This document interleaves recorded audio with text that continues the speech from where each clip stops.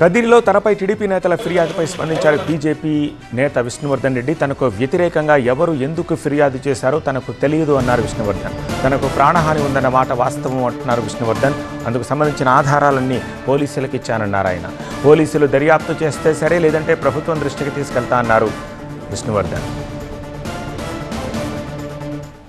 ఎవరు ఎందుకు ఫిర్యాదు చేస్తున్నారో నాకైతే తెలియదు. వాళ్ళకి ఇబ్బంది ఏం కలిగిందో నాకు తెలియదు.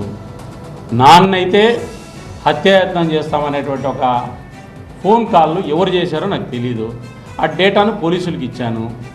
ఒకవేళ పోలీసులు చర్యలు తీసుకుంటారని అనుకుంటున్నాను. ఒకవేళ కదిరి పోలీసులు సిఐ కానీ డిఎస్పీ కానీ చర్యలు తీసుకోలేదనుకోండి, ఉన్నతాధికారుల దృష్టికి తీసుకెళ్తాను, ప్రభుత్వం దృష్టికి తీసుకెళ్తాను, న్యాయపరంగా మాట్లాడతాను. కాబట్టి మనం ఎవరు ఎందుకు ఫిర్యాదు చేస్తున్నారనే విషయం అయితే నాకు తెలియదు. నాకైతే వేరే రకమైన కేసులు ఇంకోటి ఎవరు నాతో మాట్లాడలేదు. నాకు ఆ విషయం అయితే కూడా తెలియదు.